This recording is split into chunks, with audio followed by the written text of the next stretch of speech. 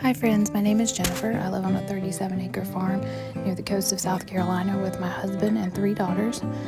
We love living out God's plan for us here on the farm. We enjoy raising our own meat and gardening.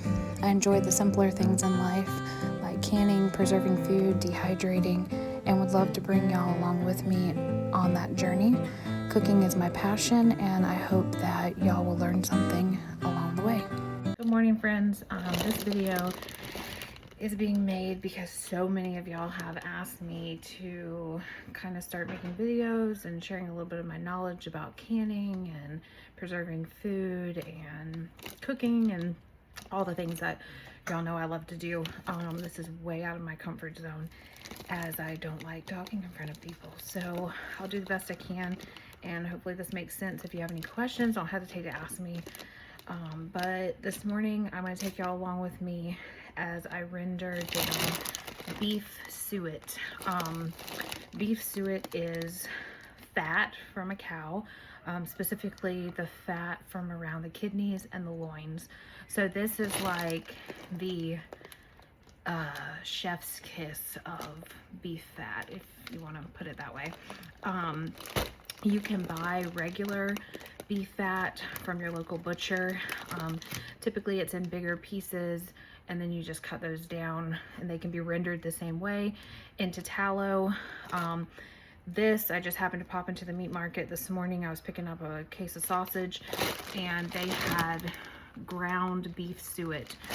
So I was excited to find that. Here at our local butcher in Conway, beef suet today was $2.39 a pound. Last week when I bought regular beef fat, which is a mixture of beef suet and beef from other places on the cow, it was $2.49 a pound. So it seemed logical to me to buy the better stuff for 10 cents less a pound. So beef suet, and this is ground, which makes it nice because it renders down a lot faster. And rendering fat, beef fat, pig fat, any of it is fairly easy. You just want to make sure you have a heavy bottom pot, or this can be done in a crock pot or a roaster. There's several different ways to do this. Some people add water, some people don't add water. When I'm working with beef fat, I personally add water because once it's done rendering, I'll transfer it into a stainless steel bowl and I'll pop it in the refrigerator. And what happens is the fat and the water separates. And if there's any impurities left in the beef fat after I've strained it, after rendering, then those impurities get caught in the water layer and not in the fat layer. So basically, all you do, dump this into your stock pot and you're gonna render it low and slow.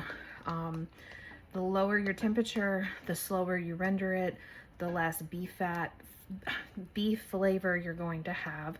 And that's very important, especially if you're using this for moisturizer, soap, anything you're gonna put on your body, or if you're gonna use it for baking, frying, you know, you got a little bit more wiggle room, but the less beef flavor, the better, ultimately. So we're just gonna dump this into our stock pot.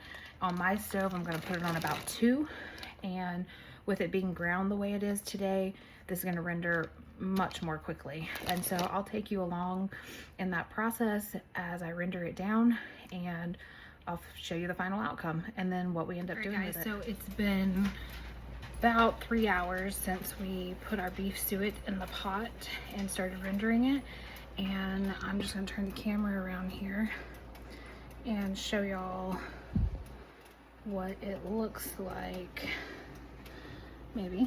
So as you can see, it is completely rendered down and it is beautiful. Okay guys, so this is what you're gonna wanna do after you render your beef fat down, is you want to get a mesh strainer and you're gonna want to strain all of the particles that were left over from the rendering process away from the actual now beef tallow.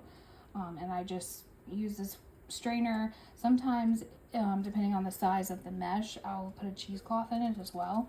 But you can see how beautiful and golden this beef tallow is. So this will go in the refrigerator overnight, and then tomorrow we will go to the next step of processing this before it gets utilized for cooking or baking or soap making or making moisturizer or whatever we're gonna do with it. Good morning, friends. It is day 2 of the rendering beef suet process, and the last time we were together, we had rendered the beef fat and we had strained it, and I put it in a stainless steel bowl and I popped it in the refrigerator overnight. And so I'm going to show y'all what that looks like once it's sat in the refrigerator overnight. So this, good morning, friends. It is day 2 of the rendering beef suet process, and the last time we were together, we had rendered the beef fat and we had strained it, and I put it in a stainless steel bowl and I popped it in the refrigerator overnight. And so I'm going to show y'all what that looks like once it's sat in the refrigerator overnight. So this is what your rendered beef fat is going to look like. Now, if y'all remember, I during the rendering process, I had added about 2 quarts of water to the pot, and I forgot to mention that I also added about in between 3 and 4 tablespoons of salt. And I forgot to mention that earlier in the video. That salt helps pull out the impurities and trap it into the water layer. So what we're going to do today is we're going to separate this. The fat is obviously on top, and the water and the impurities is going to be in the bottom of this bowl, and I'm going to show you how that's separated. And from here, this is now beef, what we would call beef tallow. This is rendered beef fat, and this is a lot purer than the first batch I did, which was larger pieces of beef fat, like I had mentioned. This was the cleaner fat from around the kidneys and the loins. Either way, both do the same thing, but if you can get this for the same price or cheaper than regular beef fat, then I would definitely go with beef suet anytime that's available to you. So once we separate this from the water, at that point, this fat can be put back into a pot, a crock pot, a roaster, and put on low, and we're going to liquefy it again. And at that point, it can go into mason jars. You want to add it to the jars while it's hot. Be very careful, because this is hot grease. It will be hot grease. You put it in your mason jars, fill your mason jars up. Give yourself about a ½ inch to an inch of head space at the top. Put a ring and a lid on and just leave it. You don't have to put this through the canning process to seal it. The heat inside of the jar will actually cause the jar to seal itself. And once it's rendered and it's pure and you've got the majority of the impurities out, it's shelf stable. This can also be melted back down and added into any kind of recipe for soap, shampoo bars, conditioner. A lot of people are using beef tallow moisturizer. And those are things that I will show y'all in other videos. But this is a very versatile product. You can bake with this, you can cook with this, as far as like pan frying, deep frying, baking. It can be used for soap. You can literally use tallow for so many things. And contrary to popular belief, this is so much healthier for you than any kind of processed seed oil or vegetable oil. It wasn't until recently, during a lot of you know, my health journey, getting back to a state of health, and that I learned how bad seed oils really are for you and how much inflammation they cause in the body. Your body doesn't recognize them. Animal fat is the way to go. I have completely cut out seed oil from my family's diet. I'm not going to say occasionally that my children don't consume some seed oils, because occasionally they'll have potato chips or something like that. I'm not going to deprive them of those things in moderation. I'm not going to eat it. Any kind of chips or tortilla chips or anything like that that I have been consuming recently, I have been frying in coconut oil. And you could fry it in this beef tallow as well, or lard, or any kind of animal fat or healthy fat. But just try to set aside the mindset that we have, the things that we have been taught over the years, and that animal fat is bad for you. Animal fat is your friend. In order for your brain to function properly, in order for your body to function properly, you have to have a certain amount of fat in your body. You have to have a certain amount of cholesterol in your body in order for your brain to function properly. And unfortunately, I found that out the hard way. I didn't know that. I went to nursing school, did all the things, and I was never taught how important animal fat is for your body.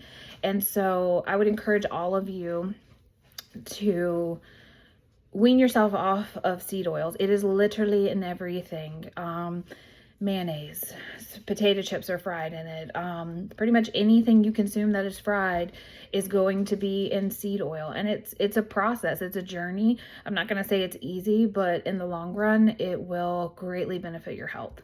But enough of that tangent. If you have any other questions about that, there's lots of research about it. I'm happy to help you with any of, any questions you have or anything you have as far as talking about animal fat and beef fat, and pig fat for that matter. But we're going to separate this, and I'm going to show you what that looks like. Hold tight. So I've got our bowl of rendered beef fat, and I'm going to just stick it back into my heavy bottom stainless steel pot, because I am going to I'm going to melt this back down again so it becomes a liquid form. And then from there, this is the beef suet. I'm going to use this for making tallow moisturizer and also soap. So I'm going to go ahead and get this in the pot and then get that back on the stove so I can liquefy it. And then, like I said, I'll share the soap making process in another video. So this sometimes comes out in a chunk and sometimes it doesn't, but my hands are clean. And this is very, very pure, like I said. And so we're just going to remove the fat layer. Oh, it's falling apart. But anyways, that's okay. And then you'll see how it has separated itself from the water. And I may actually have to strain this because it did not clump together as good as I thought it was going to. Sometimes it will stay in a more uniform, almost like a brick, but that's okay. We have a strainer, and I had previously strained this to get the impurities out, so now I'm just trying to get the water off of it. But you can see how white and pure that is. There's nothing, as far as impurities, there's nothing floating around in it. There's no chunks of beef fat or meat left in it. All of that was strained off. I will say that when I rendered down the larger pieces of mixed beef fat, it did solidify a little bit more into more of a whole chunk. So I was able to just lift it straight out of the bowl, but this is perfectly fine too. So you want to make sure you get all of this out, because you definitely don't want to waste any of this. A, it's, everything is expensive, and B, it's too good to waste. So I'm just going to scrape my bowl down and get these last few little pieces. And then, all right, toss that into the sink. Okay, so you can see that all that's left in this is the water. And all that water is the water that I put in it during the rendering process that had, like I said, it had salt in it that I forgot to tell y'all about. But yeah, so that's it. Now, with beef fat that is, say you render it down and it's not as clean as you would like it, you didn't strain all the impurities out of it, in that situation, I would put it into a stainless steel bowl, just like I did here, put it in the refrigerator overnight, let it solidify, separate the water and the fat, take your fat layer, put it back in your pot, crock pot, roaster, whatever you're using, add water and salt again, and melt it again, and do the same thing. Back in the bowl, back in the refrigerator. Sometimes if you do have impurities in it, when you pull it out of the bowl and the water, most of the impurities are going to be caught in the water. Sometimes they will stick to the underside of the fat layer. Just take a fork, a knife, a spatula, scrape that off, and then just put it back in your pot and melt it down and do whatever you're going to do with it, whether that's canning it for using later. And I say the word canning loosely. Don't be afraid of that word. I don't mean canning in the process that you have to process it and seal it and do all the things. I literally mean, like I said, put it into a jar and put a flat and a lid, a flat and a ring, I can't talk, on it, and let it seal itself. Once it's cool, date it, label it, put it on your shelf. And then when you're ready for it and you need to use it, you pull it off the shelf, open your jar. It's completely shelf stable. In the event that something weird was to happen and it was to go rancid, I've never had that happen, you're gonna know. It's gonna have a very off smell. Right now, this rendered beef fat has no smell. And that's the beauty of the rendering process and why I like using the wet method. Some people do not use water when they render beef fat. I like to do it because it gets rid of a lot of that beefy smell. And the lower and the slower, like I mentioned earlier in the video, that you render it, the cleaner product you're going to get and the less smell you're going to have. And that's important if you're going to be using it for soap or moisturizer. Nobody wants to walk around smelling like a cow. I don't think, at least. Anyways, so I hope you found this informative. I hope you found this educational in some way. I realize this isn't for everybody, but for the people that enjoy doing stuff like this or interested in learning how to do stuff like this, I appreciate y'all for encouraging me to make this video. Like I mentioned, this is way out of my comfort zone, but I enjoy teaching people, you know, the simpler way of life, I guess you could put it. And I appreciate y'all for coming along. And if y'all are interested in more videos, leave me a comment.